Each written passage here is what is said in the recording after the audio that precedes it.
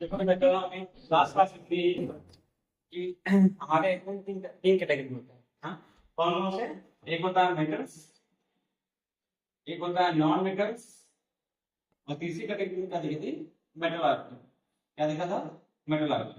ठीक है, तो हम आज इससे आगे चलते हुए ये देखेंगे कि अब कौन से एलिमेंट ऐसे हैं। कुछ हम पहले उसके बारे में प्रॉपर्टी जाने की, मेटल प्रॉपर्टी ये होती है, नॉन मेटल प्रॉपर्टी ये होती है, चाहे मेटल आर्ट प्रॉपर्टी ये होती है, उनका क्या यूज है। ये सब जानने से पहले हम ये जाने कि कुछ मेटल्स कौन है और उनको कैसे बताएं कि ये मेटल्स हैं, नॉन मेटल्स कौन कौन से हैं। ठीक है, तो हम ज्यादा नहीं 1 से 20 तक अकाउंट नंबर जो है मेटल, ठीक है, उतना तक जो एलिमेंट सब जानते हैं उसी में से कैटेगराइज करेंगे कौन से मेटल्स होंगे, कौन से नॉन मेटल्स होंगे, और कुछ एक दो नॉन मेटल्स होंगे तो उनको बारे में जानेंगे। ठीक है, तो अभी हम मेटल्स, नॉन मेटल्स और मेटल्स के बारे में जानते हैं। अब इसके बाद हम ये देखते हैं, देखिए हम आपके सामने एक टेबल टेबल में 5 कॉलम है। एक में लिखा है एटॉमिक नंबर, दूसरा में लिखा है एलिमेंट, तीसरे में सिंबल, ये इलेक्ट्रॉनिक कॉन्फ़िगरेशन, और लास्ट था मेटल्स और नॉन मेटल्स, मतलब जो आपके ये एलिमेंट है जैसे हाइड्रोजन है। अब यहाँ पर हम ये बताएंगे मेटल्स है कि नॉन मेटल्स है, एक दो हम बताएंगे, बाकी आप खुद बता दो। ठीक है, हीलियम है, हीलियम का क्या है, मेटल्स है कि नॉन मेटल्स है। तो सब जानने से पहले ये समझ लो, ये क्या है? एटॉमिक नंबर है। ठीक है, एटॉमिक नंबर का वन क्यों, वन हाइड्रोजन का ही है तो हीलियम का ही हो, तो हाइड्रोजन क्यों नहीं? ठीक है, ये सब भी रीजन है, क्यों रीजन है अभी समझ जाएंगे कि हाइड्रोजन का 1 एटॉमिक नंबर क्यों है, हीलियम का 2 क्यों है। ये एक ऑर्डर नहीं है, ये इसी तरीके से अरेंज है क्योंकि इनका एटॉमिक नंबर इतना है और क्यों है ये भी हम समझेंगे। ठीक है, लिथियम का 2 है, बेरिलियम का 4, बोरान का 5, कार्बन का 6, नाइट्रोजन का 7, ऑक्सीजन का 8, फ्लोरीन का 9 और नियॉन का 10। ठीक है, इसके बाद अब आगे लिखा सिंबल, कौन से एलिमेंट्स के सिंबल क्या है। तो जैसे पहले हमने देखा कि हाइड्रोजन का सिंबल क्या लिखा है? H, हीलियम का सिंबल क्या है बेटा? He, लिथियम का सिंबल क्या है बेटा? Li, बेरिलियम का सिंबल क्या है बेटा? Be, बोरान का सिंबल B, कार्बन का सिंबल C, नाइट्रोजन का N, ऑक्सीजन का O, क्लोरीन का F, नियॉन का N। तुम्हारे लिए आसान ये होगा कि तुम ज्यादातर सिंबल देखो ना, उसके नाम से जो पहला लेटर है, पहला लेटर है, ज्यादातर सिंबल उसके पहले नाम से याद है, तो बहुत ज्यादा ये हार्ड काम नहीं। हाइड्रोजन कहीं है तो उसका सिंबल क्या होगा, या कहीं एच लिखा है तो उसको हम हाइड्रोजन बोल दें, ये बहुत बहुत मुश्किल काम नहीं है। ऐसे एलियम क्या है, हीलियम क्या है? एच। तो तुम बोलोगे सर इसका पहला लेटर एच है तो हम क्यों नहीं एच लिखते? ये बताओ बेटा, एक सिंबल से एक ही एलिमेंट होगा ना। अगर हम एक जगह यहाँ भी एच लिख दिए और यहाँ भी एच लिख दिए तो हम तुमको ऐसा बताओ एक हाइड्रोजन और एक हीलियम। ठीक है, तो कुछ तो उसमें से उसमें कुछ डिफरेंस करना और डिफर करना होगा, उससे हम समझेंगे। यहाँ पे H हाइड्रोजन को और H किसका हो गया, यहाँ पे यहाँ देखो H किसका हो गया? हीलियम। लिथियम का क्या हो गया? Li, बेरिलियम का B, बोरान का B, कार्बन का C। ऐसे उनके नेम से जो उनका स्पेलिंग वर्ड है उसी के नेम से उनका सिंबल ज्यादा जनरल। एक तो ऐसे सिंबल बहुत कम ऐसे एलिमेंट्स होते हैं जिनका सिंबल उनके नाम से थोड़ा अलग होता है, उसको भी समझेंगे। इनके पीछे कहानी थोड़ा लैटिन वर्ड में, उनका लैटिन कुछ और था और उनका इंग्लिश में अलग सिंबल बन चुका था उसमें, तो इसलिए उनका लैटिन नेम से उनका सिंबल जनरेट किया। अब इसके बाद हम ये देखेंगे, मेन मेरा कॉलम काम का यही है, मेटल नॉन मेटल पहचानने के लिए काम तो सभी जरूरी है। हम आपको क्लास 8 में गए, क्लास 7 में गए, आपको 1 से 20 तक एटॉमिक नंबर आपको याद होना ही चाहिए, क्योंकि आगे जो भी हम रिएक्शंस बताएंगे या वैलेंसी बताएंगे तो उन सब में इसका यूज होना ही। ठीक है, ये आपको पता होना बहुत जरूरी है। अब इसके बाद हम क्या करेंगे, हम इनका इलेक्ट्रॉनिक कॉन्फ़िगरेशन लिखेंगे। अब बताओ इलेक्ट्रॉनिक कॉन्फ़िगरेशन क्या है? सवाल आ जाए तो सवाल नहीं है, कुछ समझते हैं। देखो एक मेरे साइंटिस्ट है डाल्टन, ठीक है, John Dalton, John Dalton, John Dalton ने बताया। देखो भाई, अब हम साइंस जैसे से डेवलप हुआ, जैसे से ग्रोथ किया साइंस, उसमें नई नई जानकारियां हमको सुनने को मिलती है। ठीक है, तो पहले हमारे इंडिया में एक थे बहुत पुराने ऐसे ऋषि बोलो, कनाद ऋषि नाम मशहूर है, उन्होंने ये इसी पे बताया था कि जो भी सबस्टेंस हैं, जो भी एलिमेंट हैं, वो एक ही चीज के रिपीटिशन से बना है और उसका नाम क्या है बेटा? वो उन्होंने हिंदी में उसको परमाणु बोला। क्या बोला? परमाणु। जो कनाद थे, कनाद ने बोला इसका नाम क्या है? परमाणु। जैसे अब इसका समझो, इसको रिपीट, जैसे हम आपको बताते हैं एग्जाम्पल, जैसे आपका रूम जो बना है कैसे बना, एक ईंट को बार बार रखते गए तो एक ईंट की लाइन बनी, फिर एक ईंट से एक दीवार बनी, दीवार 4 बनी तो एक रूम बन गया। ठीक है, ऐसी तरीके से जो भी एलिमेंट है, ये जैसे हाइड्रोजन का एलिमेंट है, मान लिया हाइड्रोजन का एलिमेंट है, ठीक है, ये हाइड्रोजन का एलिमेंट कौन है? ये पूरा। ठीक है, ये किससे मिलकर बना होगा? इसमें हाइड्रोजन के बहुत से एटम मिलकर बना है। हाइड्रोजन के एलिमेंट को, हाइड्रोजन के बहुत से एटम क्या किए, मिलकर क्या बनाए, हाइड्रोजन का एलिमेंट बनाए। ठीक है, यही काम, जैसे हमारे घर में रूम बनाने के लिए, बिल्डिंग बनाने के लिए ईंट की जरूरत होती है, एक ईंट को रखते रखते पूरा मकान तैयार होता है। तो इससे हमारे रूम का एटम क्या है, ब्रिक है। उसी तरह ईंट का सबसे स्मॉलेस्ट पार्ट क्या है, एटम होता है।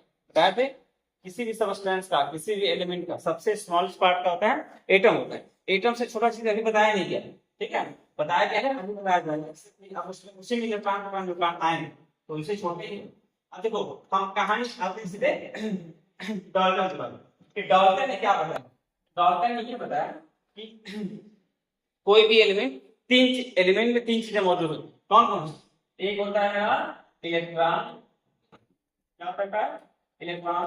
दूसरा होता है मेरा प्रोटॉन, और तीसरा होता है मेरा न्यूट्रॉन। ठीक है, एक है मेरा इलेक्ट्रॉन, एक है मेरा प्रोटॉन, एक है मेरा न्यूट्रॉन। ठीक है, मतलब हर एटम ये तीन चीजें मौजूद होंगी ही। ठीक है, अब आगे बात करते हैं। तो उन्होंने अगली कहानी में ये बताया कि अभी आगे जाओ क्लास 9 में तो पढ़ोगे कि जॉन डाल्टन की एटॉमिक थ्योरी क्या थी। तो उसमें 4-5 पॉइंट भी नहीं, उसमें अगला पॉइंट ये था कि अब ये एटम कैसे मौजूद होते हैं। अच्छा, एक चीज और जानो, क्योंकि देखो इनका इलेक्ट्रॉन का सिंबल की होता है, प्रोटॉन का पी होता है स्मॉल, न्यूट्रॉन का स्मॉल एन। ठीक है, तो सिंबल की सिर्फ बता दें कि आगे हम लिखेंगे तो सीधे ई लिखेंगे तो तुम क्या समझना कि सर इलेक्ट्रॉन लिखे, पी लिखेंगे तो क्या समझोगे कि सर प्रोटॉन लिखे, और एन लिखेंगे तो क्या समझोगे सर ने क्या लिखा है, न्यूट्रॉन। ठीक है, अब ये देखो हम ये बताने जा रहे हैं कि अब एटम ये अरेंज कैसे होगा। तो जॉन डाल्टन ने बताया ना कि एटम के सबसे बीच में एक सॉलिड से सॉलिड पार्ट होता है, उसी को हम बोलते हैं क्या, आपका न्यूक्लियस। क्या बोलते हैं, न्यूक्लियस। ठीक है, और बोला कि ये न्यूक्लियस सबसे बीच में होता है, और न्यूक्लियस के चारों तरफ क्या होते हैं, अलग अलग ऑर्बिट्स होते हैं। अब तुम बताओ ये ऑर्बिट्स क्या कहेंगे, तो हर चीज साइंस में कुछ है उसका रीजन है। ये ऑर्बिट्स से तो उसका कुछ रीजन है, न्यूक्लियस से तो उसका कुछ रीजन है। तो पहले समझते हैं इसको क्या बोलेंगे, जो बीच वाला पार्ट है इसको क्या बोलेंगे, न्यूक्लियस। न्यूक्लियस। और जो ये सब है ये क्या है बेटा, ये है चाहे मेरा, ये है चाहे मेरा ये, इनको हम बोलेंगे ऑर्बिट्स। इनको हम बोलेंगे ऑर्बिट्स। ठीक है, अब बात हम किसकी करें, इलेक्ट्रॉन प्रोटॉन न्यूट्रॉन है ना, तो उसकी बात करते हैं। तो उनमें इनका क्या है, तो बोलता है जॉन डाल्टन ये बताया कि न्यूक्लियस में न्यूट्रॉन और प्रोटॉन होते हैं। न्यूट्रॉन और प्रोटॉन कहाँ होते हैं बेटा, न्यूक्लियस। न्यूट्रॉन, अब तीन चीजें हैं, तीन चीजों में दो चीजें कौन कौन सी, न्यूट्रॉन और प्रोटॉन। ये कहाँ पे होते हैं, न्यूक्लियस। तीन चीजों में दो चीजें जो न्यूट्रॉन और प्रोटॉन कहाँ है बेटा, न्यूक्लियस में। और जो इलेक्ट्रॉन होंगे, बच्चा तो इलेक्ट्रॉन है ना, इलेक्ट्रॉन क्या करते हैं, इसमें रिवॉल्व करते हैं। जो ऑर्बिट हैं अलग अलग, ठीक है, उसमें क्या करेंगे, रिवॉल्व करेंगे। अब देखो बेटा अभी आगे जाएंगे तो कहानी समझेंगे। जॉन डाल्टन ने ये भी बता दिया कि एक ऑर्बिट में कितने इलेक्ट्रॉन रह सकते हैं। जैसे पहला ऑर्बिट है, ये फर्स्ट है, ठीक है, ये वाला सेकेंड है, ये वाला थर्ड है। तो जॉन डाल्टन ने ये भी बता दिया कि किस ऑर्बिट में कितने इलेक्ट्रॉन मैक्सिमाइज हो सकते हैं। मैक्सिमम किसी, जैसे आपका एक छोटा रूम बन गया तो उसकी भी स्ट्रेंथ होगी, एक बड़ा रूम बन गया, एक हॉल बन गया, ठीक है, तो हर चीज का स्ट्रेंथ है। उसी तरह इसमें ऑर्बिट्स की एक स्ट्रेंथ होती है, वो कितने इलेक्ट्रॉन्स को बियर कर सकता है। तो बोलता है कि पहले इसी कहानी से यहाँ समझेंगे बात, ठीक है। तो बोलते हैं जॉन डाल्टन बताया है पहले ऑर्बिट में 2 इलेक्ट्रॉन आ सकते हैं, दूसरे ऑर्बिट में मैक्सिमम 3 इलेक्ट्रॉन आ सकते हैं, और तीसरे ऑर्बिट में मैक्सिमम 8 इलेक्ट्रॉन। पहले में 2, ये न्यूक्लियस था। जॉन डाल्टन ने क्या बताया कि एटम 2 चीज से मिलकर बना होता है, एक होता है उसमें न्यूक्लियस, एक होता है मेरा ऑर्बिट्स। और इसी एटम और न्यूक्लियस और ऑर्बिट्स में इलेक्ट्रॉन प्रोटॉन न्यूट्रॉन क्या होता है, डिस्ट्रीब्यूट होते हैं अलग अलग, ठीक है। तो बोल रहा है कि न्यूक्लियस में क्या क्या होता है बेटा, न्यूट्रॉन और प्रोटॉन मौजूद होते हैं, और जो न्यूक्लियस का जो ऑर्बिट्स हैं अलग अलग। ऑर्बिट्स में समझ लो कि एक चौराहा है, रास्ता है, एक रोड है, पाथ है, उसी पाथ में क्या कर रहे हैं, इलेक्ट्रॉन रिवॉल्व कर रहे हैं, कंटिन्यूअसली क्या करना होगा, रिवॉल्व कर रहा है। तो बोल रहा है कि ये पहला ऑर्बिट हो गया मेरा, ये मेरा दूसरा ऑर्बिट हो गया, ये मेरा तीसरा हो गया, इसके बाद भी ऑर्बिट्स होते हैं, ठीक है। जब तक मेरा एटॉमिक नंबर जाता रहेगा तब तक मेरा ये ऑर्बिट्स जब तक मतलब खत्म हो जाए, ये इलेक्ट्रॉन शुरू होते हैं, ठीक है। आगे की अंतिम बनाना नहीं ऑर्बिट्स, इसके बाद भी होता है, ठीक है। अब आगे जाकर इनका ऑर्बिट्स का नेम भी है, किस ऑर्बिट को क्या बोलते हैं वो सब भी नहीं जानना, अभी बस इतना जाने कि इलेक्ट्रॉन नंबर किस तरह होता है। इन्होंने क्या बताया कि पहले ऑर्बिट में 2 इलेक्ट्रॉन्स होते हैं मैक्सिमम, दूसरे में 8 और तीसरे में 18। आपको दिख रहा है कि नहीं है, थोड़ा सा 1 मिनट, इसे थोड़ा सा वाइट कर दें, इसको बेटा वाइट कर देना, क्लियर हो गया ना, ठीक है।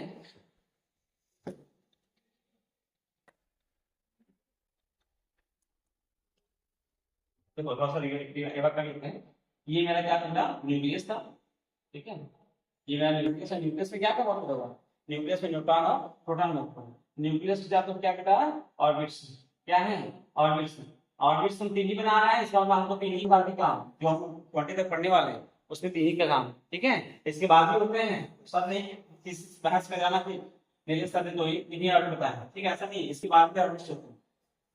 ये मेरा न्यूक्लियस है, इसमें क्या क्या मौजूद होगा, न्यूट्रॉन और प्रोटॉन, और इलेक्ट्रॉन में कहां होंगे, ये मेरे ऑर्बिट्स में, इलेक्ट्रॉन में कहां होगा ऑर्बिट्स, ठीक है। अब ये कहानी समझते हैं किसी क्या कहानी कि कौन तो बोलते हैं जॉन डाल्टन ये बताया कि हर ऑर्बिट से पहले ऑर्बिट में केवल 2 इलेक्ट्रॉन हो सकते हैं, दूसरे ऑर्बिट में केवल 1 इलेक्ट्रॉन हो सकते हैं, और तीसरे ऑर्बिट में केवल 1 इलेक्ट्रॉन हो सकते हैं। अब इसी समय इलेक्ट्रॉनिक कंफिगरेशन करेंगे। अब तुम समझो कि इलेक्ट्रॉन का नंबर कहां से पता चलेगा कि किसी एटम में, किसी एलिमेंट में कि कितने इलेक्ट्रॉन है, किसी एटम में कितने इलेक्ट्रॉन है, ये कहानी तुमको कहां से पता चलेगी, ये कहानी हमको यहां से पता चलेगी जो मेरा एटॉमिक नंबर है, ठीक है।